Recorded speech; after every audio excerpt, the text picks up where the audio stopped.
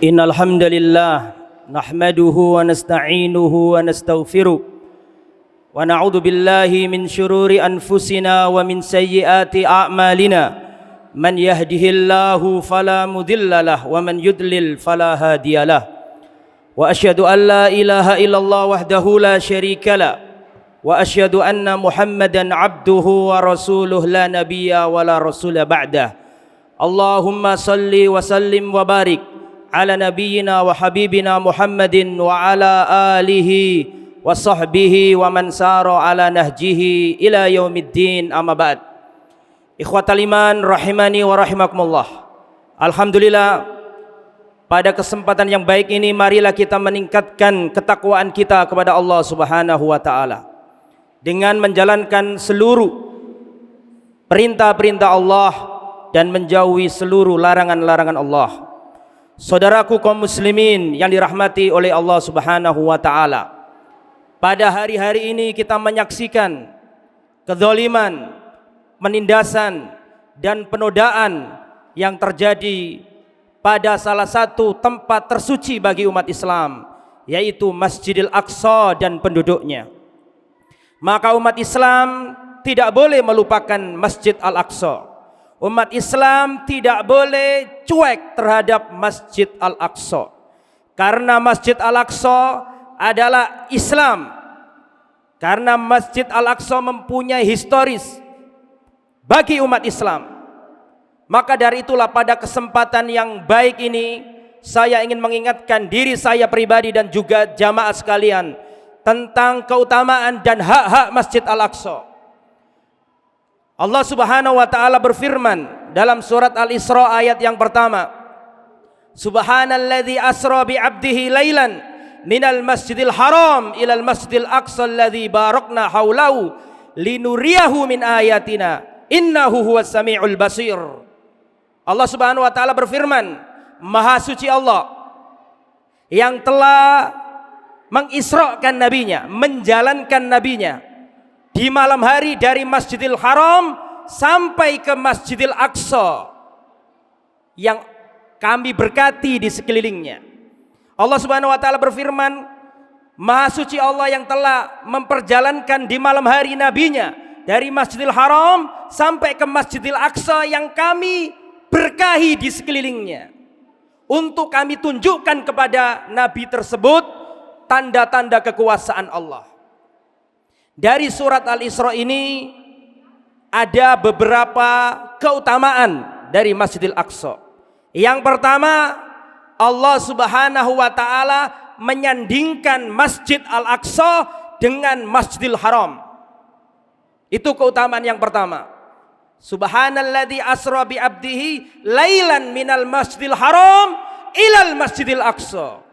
Maha suci Allah yang telah mengisrakan nabinya dari Masjidil Haram sampai ke Masjidil Aqsa. Ini keistimewaan yang pertama. Allah menggandengkan Masjidil Haram, tanah suci Islam yang paling suci di muka bumi, dengan Masjidil Aqsa. Disebutkan dengan gandeng, langsung tanpa perantara apapun. Ini menunjukkan keutamaan Masjid Al-Aqsa. Yang nomor dua, Allah Subhanahu wa taala dalam ayat ini menyebutkan Al-Masjidil Aqsa, Masjid Al-Aqsa. Padahal ketika Isra Mi'raj itu Rasulullah di Mekah diberangkatkan ke Palestina, Palestina belum jadi negara Islam. Palestina pada waktu itu masih dikuasai tentara Romawi. Pada waktu itu Palestina masih dalam cengkeraman orang-orang Kristen, orang-orang Nasrani. Tetapi Allah sudah menamainya Al-Masjid Al-Aqsa. Padahal pada waktu itu belum ada jemaah orang Islam sholat di tempat itu. Belum ada sama sekali. Orang Islam sholat di situ dipimpin dengan cara sholat kita belum ada. Tetapi meskipun demikian Allah sudah menamai masjid itu dengan Masjidil Aqsa. Kemudian keutamaan yang nomor tiga dari ayat ini, Allah katakan yang kami berkati di sekelilingnya. Artinya Masjidil Aqsa itu berada di tempat yang paling Allah berkati. Alladzi barakna haulahu, yang kami berkati di sekeliling Masjidil Aqsa. Berarti menurut firman Allah surat Al-Isra ayat pertama ini, keutamaan yang nomor tiga adalah Allah Subhanahu wa taala meletakkan Masjidil Aqsa di tempat yang diberkati. Ikhwatal iman yang dirahmati oleh Allah. Kemudian di antara keutamaan yang selanjutnya, yang nomor 4 adalah Allah Subhanahu wa taala menunjukkan dalam ayat ini linuriyahu min ayatina, untuk kami tunjukkan ayat-ayat kami kepada Muhammad. Berarti itu dalil bahwa di dalam Masjidil Aqsa di sana ada ayat-ayat, ada tanda-tanda kekuasaan Allah Subhanahu wa taala. Kemudian dalil yang lain yang menunjukkan keutamaan Masjid Al-Aqsa, yaitu keutamaan yang nomor 5. Rasulullah sallallahu alaihi wasallam menyebutkan bahwa kita tidak boleh pergi ke suatu tempat dan menganggap tempat itu diberkati, menganggap tempat itu suci, menganggap tempat itu keramat, kecuali 3 tempat saja. Di antaranya adalah Masjidil Haram, Masjid Nabawi, dan Masjidil Aqsa. Sebagaimana yang disabdakan Rasulullah sallallahu alaihi wasallam, la tushaddur rihal illa ila salasati masajid. Tidak boleh mengadakan perjalanan jauh dalam rangka menganggap tempat itu istimewa, beribadah di tempat itu, kecuali 3 tempat. Yang pertama Al-Masjidil Haram, Masjidil Haram yang ada di Mekah. Yang kedua Masjidul Rasul, Masjid Nabawi yang ada di Madinah. Dan yang nomor 3 adalah Al-Masjidul Aqsa, Masjid Al-Aqsa yang ada di Palestina. Ini keutamaan yang nomor 5. Kemudian keutamaan yang nomor 6, Allah Subhanahu wa taala menyebut tanah Al-Aqsa adalah tanah suci. Sebagaimana yang dihikayatkan dari Nabi Musa, ya qaumi dkhulul ardhal muqaddasah, wahai kaumku, ayo kita bebaskan tanah suci Masjidil Aqsa. Jadi keutamaan nomor 6 tadi kita sebutkan bahwa Masjidil Aqsa adalah letaknya di tempat yang suci. Kemudian ikhwatal iman, keutamaan yang berikutnya bahwa sholat sekali di Masjid Al-Aqsa seperti atau lebih baik daripada sholat 250 kali di masjid-masjid yang lain. Karena dalam hadis Rasulullah mengatakan, sholatun fi masjidi afdalu min 4 sholawat fil Masjidil Aqsa. Sholat sekali di masjidku lebih utama daripada sholat 4 kali di Masjidil Aqsa. Kalau di masjidnya Rasul itu 1 kali lebih baik daripada 1000 sholat di masjid-masjid yang lain. Sedangkan di Masjid Al-Aqsa, kata Nabi, sholat di masjidku 4 kali lebih afdol, atau sholat di masjidku 1 kali lebih afdol daripada 4 kali di Masjid Al-Aqsa. Berarti logikanya sholat di Masjidil Aqsa sekali lebih baik atau setara dengan sholat di masjid-masjid yang lain 250 kali. Kemudian Masjidil Aqsa adalah tempat dikumpulkan manusia pada hari kiamat. Sebagaimana dalam hadis dikatakan, Baitul Maqdis, Al-Baitul Maqdis ardul mahsyar wal minsar. Bahwa Baitul Maqdis, tanah yang di dalamnya adalah Aqsa, adalah tempat manusia akan dikumpulkan pada hari kiamat. Nanti padang mahsyar manusia akan digiring menuju Baitul Maqdis. Kemudian di antara keutamaan yang lain, bahwa Masjidil Aqsa adalah masjid atau tempat yang dipilih oleh Allah untuk memberangkatkan nabinya ke Sidratul Muntaha. Bukan Mekah, bukan Madinah, bukan Indonesia, tapi tempat yang dipilih oleh Allah sebagai tempat bertolaknya Rasulullah dari tanah menuju langit tingkat 7 adalah Masjidil Aqsa. Ardul Mi'raj, Ardul Masrar Rasul, Isra wal Mi'raj. Dari tempat itulah Allah luncurkan Rasulullah sallallahu alaihi wasallam sampai ke Sidratul Muntaha. Di antara keutamaan yang lain, bahwa tempat inilah tempatnya para nabi. Anda kalau dalam sebuah riwayat, dalam Al-Quran, dalam hadis diceritakan dahulu Nabi Zakaria berdoa, hunalika da'a Zakaria rabbah. Di sanalah Nabi Zakaria berdoa. Di mana itu? Di Masjidil Aqsa. Dulu Siti Maryam mempunyai mihrab, sebagaimana yang diceritakan dalam ayat. Ketahuilah mihrab itu di mana? Di Masjidil Aqsa. Ketahuilah cerita Ali Imran, sampai Allah cantumkan cerita Ali Imran dalam Al-Quran. Kejadiannya di mana? Di Masjidil Aqsa. Bumi para nabi, tempat ibadahnya para nabi adalah Masjidil Aqsa. Ini adalah mimbar Jumat. Tidak boleh saya berlama-lama dan menyampaikan semua riwayat tentang Masjidil Aqsa. Akan tapi paling tidak yang sedikit tadi menyadarkan kita kembali bahwa kita ini punya tempat suci selain Makkah dan Madinah yang dirampas oleh kaum Zionis. Tidak boleh hilang dari ingatan-ingatan kita. Harus kita doakan. Harus kita berdoa untuk Masjidil Aqsa dan untuk penduduknya. Tidak boleh kita seperti gak ada apa-apa, seperti gak ada sesuatu. Harus kita sedih tatkala Masjidil Aqsa dinodai dan penduduknya dilukai. Aqulu qauli hadza wa astaghfirullahaladzim innahu wal ghafurur rahim.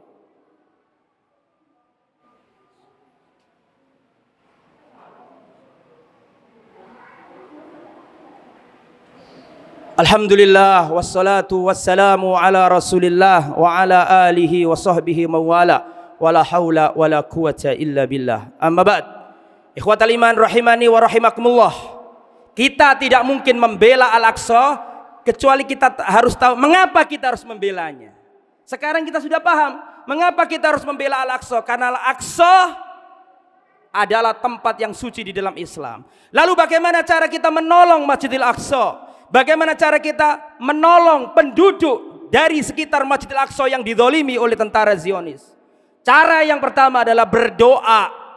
Jangan sampai kita melupakan doa, karena yang bisa merubah sesuatu bukan tentara, bukan senjata, bukan nuklir, bukan roket. Sesungguhnya yang bisa menolong kita dengan sesungguhnya pertolongan hanyalah Allah. Tidak ada yang lain. Maka jangan sampai kita tidak mendoakan saudara-saudara kita yang ada di Palestina. Ad-du'a usilahul mu'min. Doa adalah senjatanya kaum yang beriman. Senjata bisa melululantakkan tentara musuh yang tidak bisa dihancurkan oleh senjata manapun. Maka jangan mengkerdilkan perang doa. Ad-du'a silahul mu'min. Doa adalah senjata orang-orang yang beriman. Jangan sampai kita lupa mendoakan saudara kita. Man lam yad'ullah yaghdab alaihi. Barang siapa yang tidak berdoa kepada Allah, Allah murka kepadanya. Jangan sampai kita tidur, lihat TV, kita berangkat kerja, tidur makan, istirahat. Tidak pernah kita memikirkan Al-Aqsa. Wallahi kau akan ditanya pada hari kiamat. Kalau sampai tidak ada untaian kesedihan, untaian doa yang kau panjatkan kepada Allah untuk tanah Al-Aqsa. Harus ada dalam hati-hati kita. Berdoa ikhwatal iman. Yang nomor 2, cara menolong saudara-saudara kita di Palestina adalah banyak-banyak bertobat, banyak-banyak istighfar. Barangkali ada yang bertanya, apa hubungannya istighfar, tobat dengan menolong Al-Aqsa? Sangat kuat keterkaitannya. Kalau engkau ingin menolong tanah Al-Aqsa, perbaikilah dirimu, bertobatlah, beristighfarlah. Mengapa? 1, karena tidaklah musibah itu turun kecuali karena ada penyebabnya. Mengapa Allah timpakan orang kafir kepada seorang mukmin? Karena dosa yang dilakukan oleh orang yang beriman. Mengapa Allah kuasakan orang kafir kepada orang mukmin? Karena dosa yang dilakukan oleh orang-orang yang beriman. Maka cara menolong Al-Aqsa adalah kita harus meninggalkan dosa-dosa dan banyak beristighfar. Kenapa? Karena di antara yang menyebabkan doa-doa kita tidak dikabulkan oleh Allah adalah maksiat-maksiat yang kita lakukan. Kita sudah berdoa, ya Allah tolonglah Al-Aqsa, tapi belum dikabulkan. Mungkin karena dosa-dosa kita yang menyebabkan belum dikabulkannya doa-doa kita. Itu ikhwan harus kita kembali kepada agama Islam yang benar, bertauhid, berittiba kepada Rasulullah SAW, beragama dengan benar, berdoa dengan benar agar pertolongan Allah segera diturunkan untuk kaum muslimin. Yang ketiga, yang harus kita lakukan adalah menolong saudara kita dengan apapun wasilahnya selama itu dibenarkan syariat. Yang jadi dokter, himpunlah bagaimana caranya agar obat-obat itu terkirim ke tanah Al-Aqsa, ke tanah Gaza dan tanah-tanah Palestina yang lain. Yang sebagai pejabat negara, gunakan lobimu untuk menolong saudara-saudara kita yang ada di Palestina. Yang kaya raya, gunakan hartamu untuk menolong saudara-saudara kita yang ada di Palestina. Yang cerdas, yang pinter, tulis, gunakan ilmumu untuk menolong saudara-saudara Al-Aqsa. Saudaraku yang dirahmati oleh Allah, hendaklah kita memikirkan saudara-saudara kita yang di sana. Bukan seorang mukmin kalau dia cuek dengan urusan mukmin yang lain. Semoga khutbah ini mengingatkan diri saya pribadi dan juga jamaah semuanya akan hak-hak saudara kita yang ada di Palestina. Semoga bermanfaat. Allahumma salli wa sallim wa barik ala nabiyina wa habibina Muhammad wa ala alihi wa sahbihi ajma'in. Allahumma ighfir lil muslimina wal muslimat wal mu'minina wal mu'minat al ahya'i minhum wal amwat. Rabbana ighfir lana dhunubana wa israfana fi amrina wa thabbit aqdamana wansurna 'alal qaumil kafirin. Allahumma a'izzal Islam wal muslimin wa adil syirka wal musyrikin a'da'aka a'da'ad-din. Allahumma ansur ikhwanana al-mustad'afina fi Filastin wa fi kulli makan. Unsurhum ya rabbal alamin. Wassallallahu ala nabiyina Muhammad wa ala alihi wa sahbihi ajma'in. Walhamdulillahi rabbil alamin. Aqimissalah.